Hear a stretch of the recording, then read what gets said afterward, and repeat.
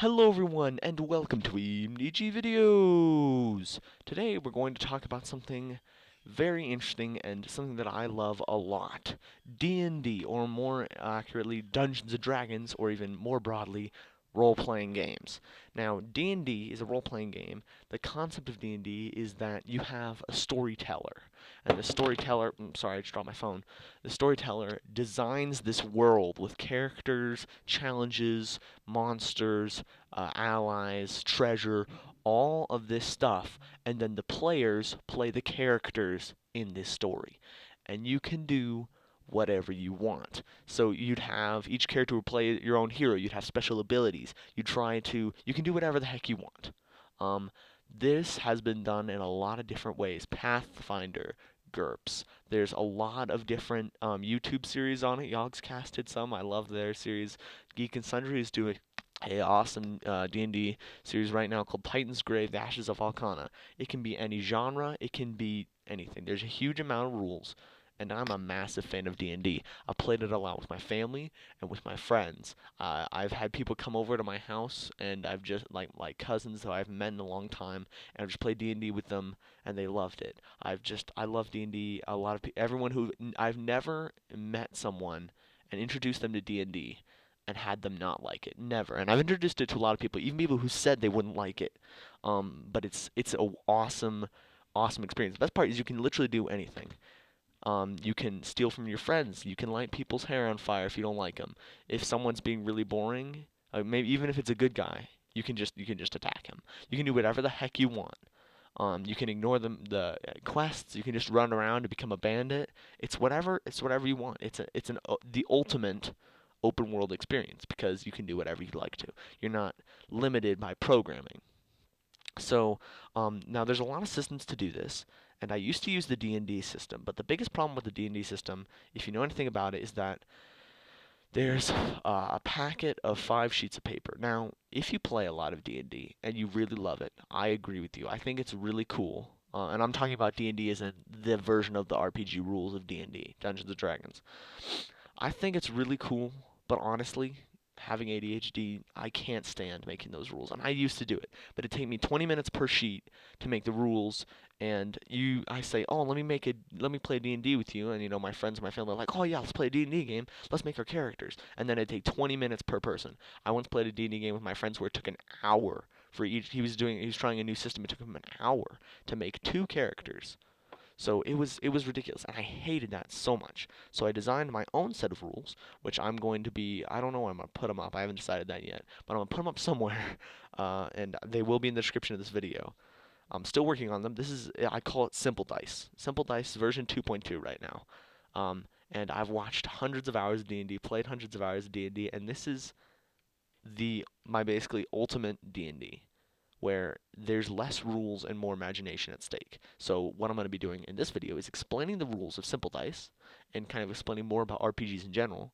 And because I'm going to be doing a D&D series on my channel with Warlock, Wave, and possibly Willow, and we'll see what other happens. I might throw in some more people, maybe someone new who you haven't met. We'll see if you can join. Uh, but it really just depends on who I can get together and what times they can record. So this is really kind of almost an update video, but I really want to explain the rules of Simple Dice. This is probably the most detailed I'm going to go into them. So let me quickly do that before I ramble on anymore. Simple Dice version 2.2. You can make your character you can make a strong character that'll work well in a game in a couple minutes. And I've had so much fun with this system. It's really great. So let me just read you. It's really simple. I can just read it right now. So each character gets 20 health starting. If you go to 0 health, you're dead. That's it. 0 health, you're dead. So it's that simple. 20 health full, 0 health dead. It's that easy.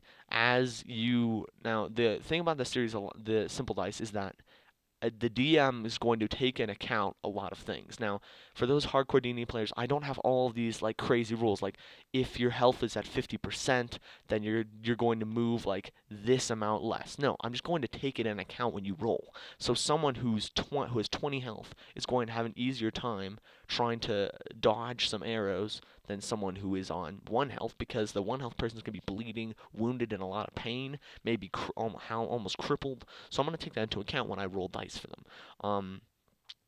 Theme, I haven't quite decided on the theme yet. I think it's going to be fantasy, but that's not 100% sure.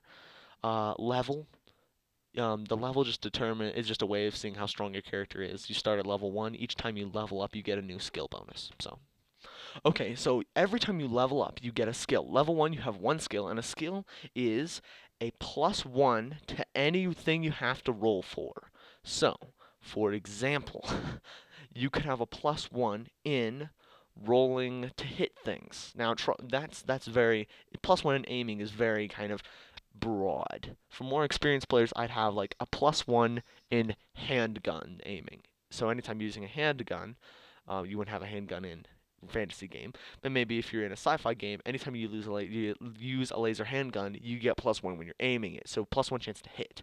So that's pretty good. Or maybe you have +1 lockpicking, +1 sneaking, +1 pickpocketing, +1 persuading, +1 imitating, intimidating, not imitating, maybe imitating. Maybe you want to have a +1 imitating voices. You can be very specific, and normally, if it's kind of a novice player who hasn't played a lot of RPGs before, then I'd have them be +1 aiming. So anytime they aim, they get a +1. But both Warlock and Wave have extreme experience in RPG gaming. Warlock is extremely experienced. Wave is pretty experienced. We've played about 5 games together, so he has a lot of experience. Everyone here will have a lot of experience and know how the game works. Okay, here's an interesting thing. I took this from the Yogg's cast, actually. They inspired this one. A hero action. And the idea is that each person gets, depending on the difficulty of the game, a certain amount of hero actions for each D&D game. Um, I'll probably have 1 for each character in the game we're going to play.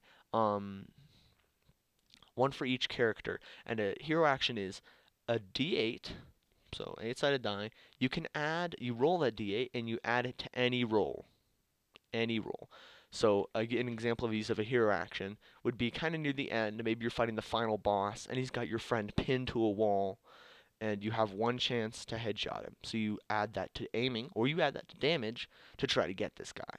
So there's a lot of stuff you can do with that. Also, we have the critical system, the crits and fails. So anytime, if you're rolling a d20, which you often roll a 20-sided die, if you're rolling that, I often use that to determine if something hits or if you pass a certain check. Maybe you're trying to sneak through an assassin's training yard, and you'll roll a d20 to see if you've been spotted by any assassin sentries. So if you had rolled above a certain number, you would have succeeded. Below a certain number, you would have failed. Now, here's the interesting system of crits and fails. A critical success, if you roll a 20, then you've succeeded, and I will make something awesome you do. So not only do you sneak by them, maybe you take out all the sentries with some cool ninja moves, or maybe you sneak by them. I don't know. I get to think of something really amazing that you do. What's a good example of a D20 that happened? Oh, one of my characters was on one of the players was on 1 health. I was playing a game. He was on 1 health and being approached by this deadly bodyguard who had this magic sword. And he rolled a 20 to dodge, and he actually dodged the magic sword, grabbed the magic sword, and killed the assassin and beheaded him. So that's an example of what a 20 could do. Example of what a 1 could do. What's a good example of a 1 that my players did? One person was sneaking through, this was in a sci-fi game. She was sneaking through a room full of armed guards, and she was an assassin, and she was wearing a cloaked stealth suit, and she rolled a 1, and her cloak failed. So that's what can happen if your cloak fails. Her cloak failed, and all the guards tried to kill her. Now, what I also have in my game, and this is a new thing, I've thought this on myself, is legendaries. Now, if you roll a 20, I'm going to give you a chance to roll a legendary. So if you roll a 20, I'll give you a chance to roll another d20, and if you roll another 20, so 2 crits in a row, you get a legendary crit. And an awesome legendary would mean an action that was remembered 10,000 years from now in this world. And there will be stories told of this action 10,000 years from now stories will be told of how awesome this was. So a legendary success, I guess. You'd roll 20, and then I'll give you another chance, and you roll another 20. So two 20s. And I've never had that happen before, but something amazing. That's really cool. Now then there's obviously the opposite. If you roll a 1, I'll give you a chance, and if you roll another 1, which is a 1 in 400 chance, by the way, it's pretty low. But if you do that, you'll get a legendary fail. An action that's so awful and bad will be remembered for 10,000 years to come. I have had my players, that's happened twice actually. One of my players rolled that, and she accidentally stepped on a laser pistol, blowing up hitting a reactor, blowing up an entire tower, and started a war between two massive planetary empires, two massive interstellar empires. So she started a huge space war just by stepping on a trigger on accident with her toes. So that's one example. There's a couple others, but so those are really awesome. Now, also, it's worth mentioning that, for example, if you have a hero action and a d20, say you rolled a 16 on your d20 and you want to add a hero action to it, and you rolled a 4 on your hero action, you add that to the d20, it does not mean you get a crit. To get a crit, you have to actually roll the 20 on the d20. It doesn't matter if it adds up to 20, if that makes any sense. Also, for example, if you have +1 in aiming and you roll a 19 and you're aiming, you get 20. Again, it wouldn't count. You have to actually roll a 20 on that die, just so you know. Okay, we're finishing up here. Combat is really easy. Every single combat's going to run the same way unless there's a mass encounter, which I'll tell you how that works in that case. But you would roll to hit someone to see if you can hit them, and then you would roll for how much damage they take, and their armor would subtract damage out of that. So if you have heavy armor, which is armor 3, and someone hit you for 4 damage, you take only 1 damage. But of course, heavy armor would mean that you're a lot slower, and I would take that into account. There's heavy armor, light armor, and no armor. No armor is obviously 0. Medium armor is 2, and heavy armor is 3. And the reason they're that is because that's the best values for them. Okay, almost done here. Classes, there's 3 classes in every game I play. There's Brawn, Agility, and Intellect. Brawn means you're a focused fighter. I'm gonna take that into account that you do more damage. You're a little stronger. You're gonna take a little less damage. Yeah, I'm just gonna take that into account. So a Brawn class is not gonna mean you're going to get a +1 in anything specific. I'm just going to make things easier to happen for you. So if you're Brawn and you're trying to lift something up or trying to catch someone from falling off a ledge, you're going to have to not roll as high because you're stronger and your whole focus is strength and picking people up and saving and doing stuff like that. So then there's agility, which is not only agility and movements, but also agility of the tongue, in that you're persuasive, you're charming, you're kind of sneakier, you pick locks, you pick pockets, that sort of thing. You're going to want to persuade people. That's agility. And then there's intellect, which means different things depending. Since we're probably going to do fantasy, it means you're going to have magic, going to have higher skill in magic. You're going to be smarter in basically everything. Intellect means you're smart, smarter. So so it means you'll be able to convince people who are smart more. You'll be able to figure out puzzles and riddles. You'll probably be able to see a lot of sneaky traps. So intellect is just basically smarts and magic or technology. And finally, let's talk about the faction system. Now, a big problem with D&D is that a lot of DMs, I see this a lot when I see people DMing, is that they make this amazing main quest, and then they kind of force their players to do it. And they kind of stack the odds against any players who don't participate in the main quest. For example, I was playing one DM. One of my guys was trying to go against the people who were supposed to be the good guys, and he was literally fighting about 40 people at once. And this isn't some weird game where you could just slice through armies. 40 people is a lot. And he somehow, through a lot of lucky rolling, managed to survive and escape that, taking a few of them with him. But the problem was the DM was frustrated that I wasn't going along with the story. And that's really hard not to be frustrated with, because it's understandable, because if I make an amazing, really amazing story, then I want people to participate and see everything through. So my thought is, I've got to fix this, but I still want to make things happen. The faction system means there's not a main story per se. The faction system means I'm going to create a series of events and factions. Factions groups people with different values, quests, equipment. They're going to want different things, ask different things, give you different things to help you along. So then they're going to fight with different factions. So you can ally with different factions, you can kill a faction, you can work all your entire time with one faction and then betray it at the end. You can do whatever, as always, you can do whatever you want. There's going to be events that happen that you can hear about. And I recognize most of the time, people do not play through 80% of the events, factions, and areas that I make. 80% of the stuff I make is unseen, which is expected because that's how humans work. We go with what we know, so they're going to follow one path and we're going to go through it. And that's okay because that's how I've designed it to be. So people will choose what they want to do and they will enjoy that bit.